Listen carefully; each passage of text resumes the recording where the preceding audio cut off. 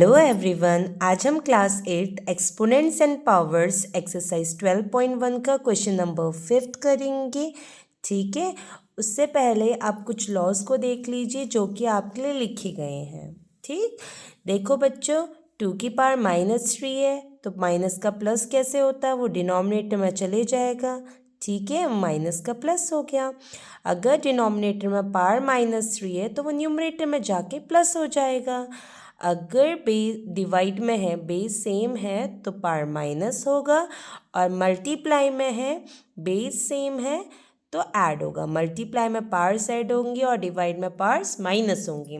तो अब हम क्वेश्चन नंबर 5 करते हैं, जिसमें हमें क्या करना है, find the value of m। तो इसमें हमें m की वैल्यू फाइंड करनी है।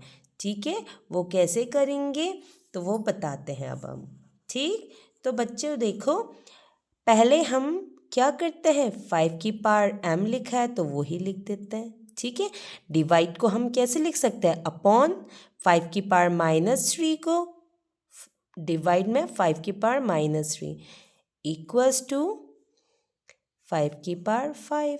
देखो बच्चे, मैंने अभी कुछ अलग नहीं किया है, डिवाइड को अपॉन का साइन बना दिया है, बाकी मैंने सेम एज इट इज़ लिख दिया है। ठीक, तो देखो मैंने पहले भी बताया है एक रूल, सबसे पहले जब भी आपको पावर माइनस में दिखे तो उसे पॉजिटिव में बनाना है। ठीक, तो वो होगा कैसे बच्चों, तो देखो डिवाइड में अगर -3 है तो उसे पॉजिटिव में बनाना है, तो कहाँ चले जाएगा, वो न्यूमरेटर में।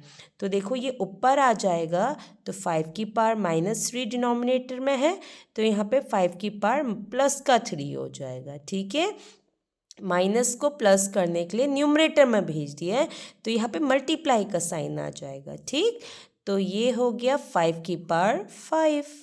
तो आपको पता है बच्चों कि यहाँ पे एक और रूल लग रहा है, जब बेस सेम होता है और मल्टीप्लाई में हो तो पावर्स क्या हो जाती हैं, ऐड हो जाती हैं।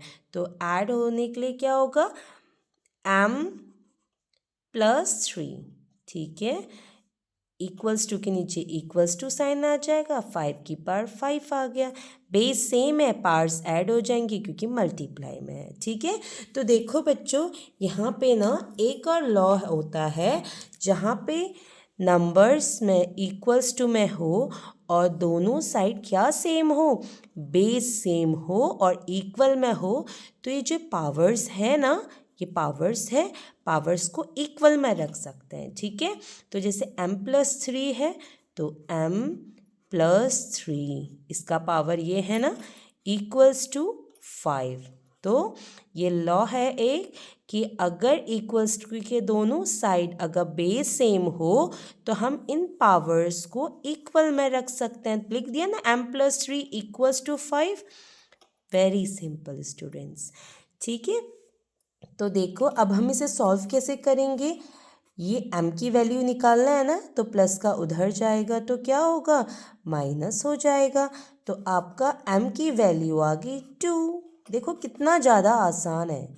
ठीक है, हमने किया क्या है इसमें, पहले जैसे यहाँ पे डिवाइड है तो अपॉन में लिखा, जैसे ही माइनस दिखा तो उसे पॉजिटिव करने के लिए ऊपर भेजा। देखा तो यहाँ पे एक और लॉ लग रहा था, बेस सेम है, मल्टीप्लाई में तो पावर ऐड हो गया।